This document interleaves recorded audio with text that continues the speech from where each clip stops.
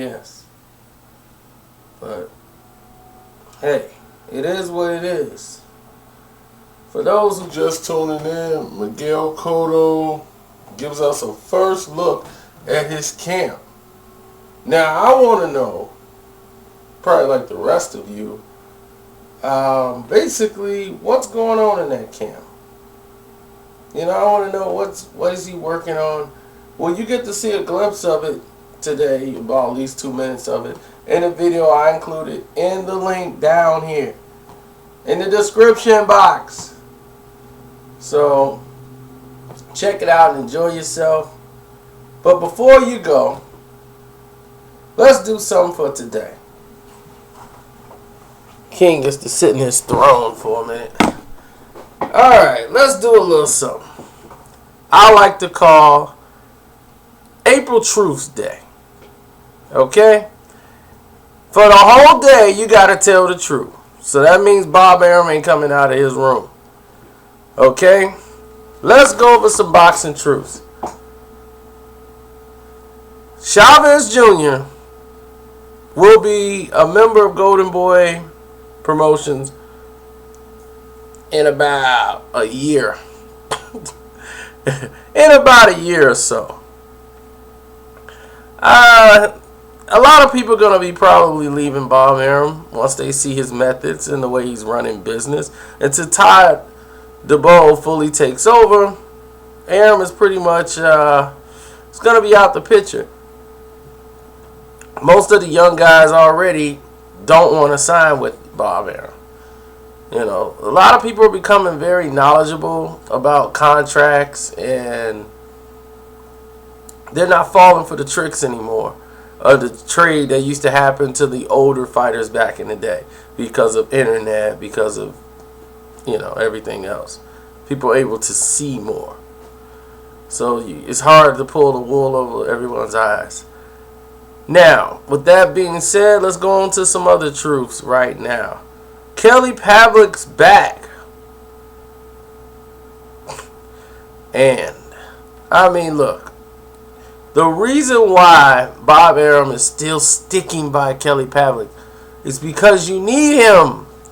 You need a big, tall, white guy who's about 6 foot whatever, full of power at middleweight, who can put butts in the seats. People would pay to see Kelly Pavlik. He's good. You can market him.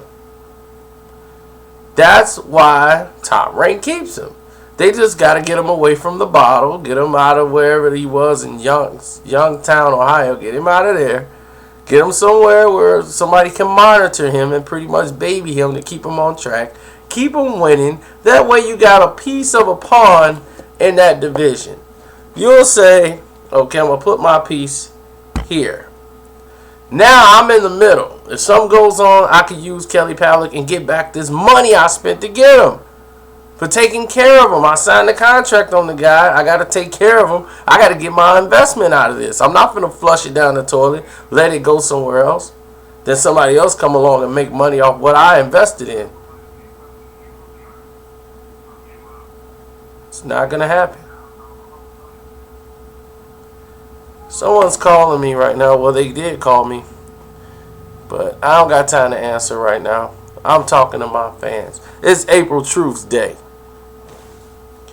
Okay. What else could we talk about that's true that's going on around in the sport of boxing? The sport of boxing, does it fully appreciate fighters, the fans? No. You guys don't fully appreciate fighting. And you know why? Hold on 1 minute. I want to make sure y'all can see me on this one. The reason why y'all don't is because you don't appreciate anything. You get too much stuff for free. You get too much stuff easy that you take it for granted. Just because a fighter loses doesn't make him garbage. But because social media tells you that if you're not a winner, you're a loser, and he's garbage, and then here comes 20 other tweets about it, it automatically becomes trash. And to answer those people who also think about the throwback fighters from back in the day, how they were so strong and how they could, nowadays they're weaker, they could fight so many rounds. It is the conditions. Okay? When your minds constantly have everything laid out before itself, it becomes weaker. It's the nature of things. Before, there was no remote control. You had to get up and turn the television if you had a television. There was no cordless telephones. There were no cell phones. Okay? Cable TV back at that time didn't exist.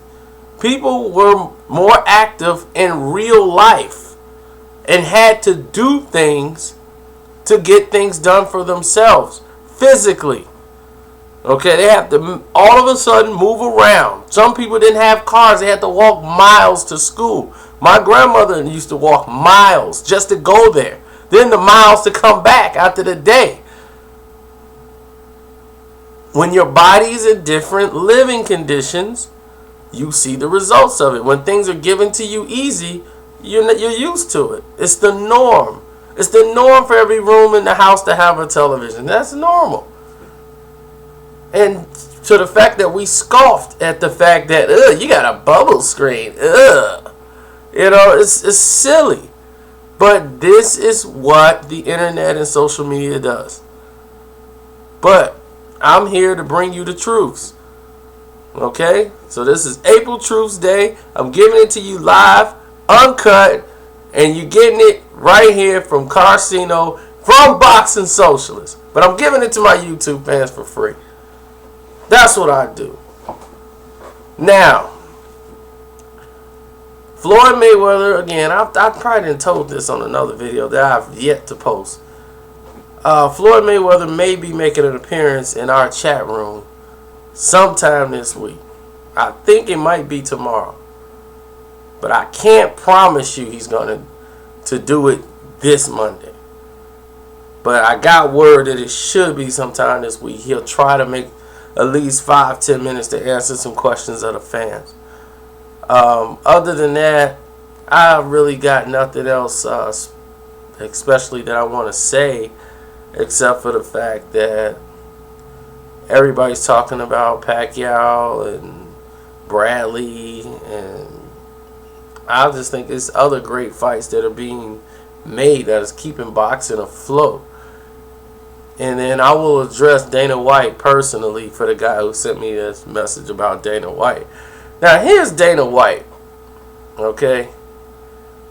Dana White, a guy who I'm fond of as far as bringing the marketing and all these schemes he's taken from boxing, and some he created on his own to keep up with the younger market to make UFC one of the greatest exciting promoted events of all time. Even though sometimes the events are trash, that you get the better fights from the smaller guys, it was built up so well that you were there to watch it. Even though it was trash, you were there to watch it. You were like, why am I here watching this?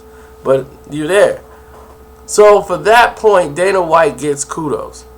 But what he don't get kudos at, and what I'm trying to say is, don't try to use, the little backdoor tactics to try to hit boxing to come at MMA.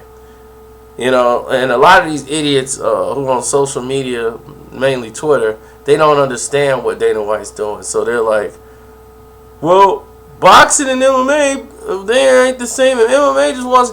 Dana White wants to create that war. That's a balance. To say boxing versus MMA. Oh, we're not trying to replace boxing. I love boxing. It's just he's trying to sell UFC. What he's doing is engaging himself in an imaginary war that didn't exist. Boxing didn't care about MMA because it wasn't a threat. But UFC wants boxing to care about it and want their fans. So they're going to say, hey, don't say we're trying to take over boxing. We're not trying to take over boxing. People are scratching their head like, who's saying that? And then next thing you know, the fans are like, yeah, MMA is just great. And it's going to replace boxing. Don't get mad at MMA. Stupid people just jump on the bandwagon. And that's what's going on. And then when that dies down, here comes Dana White jumping on something boxing to bring them towards UFC. Because their numbers are low. But I'll elaborate on that later. But more truths. Carcino is leaving right now. I'm going to leave out of here, and I'm headed someplace special.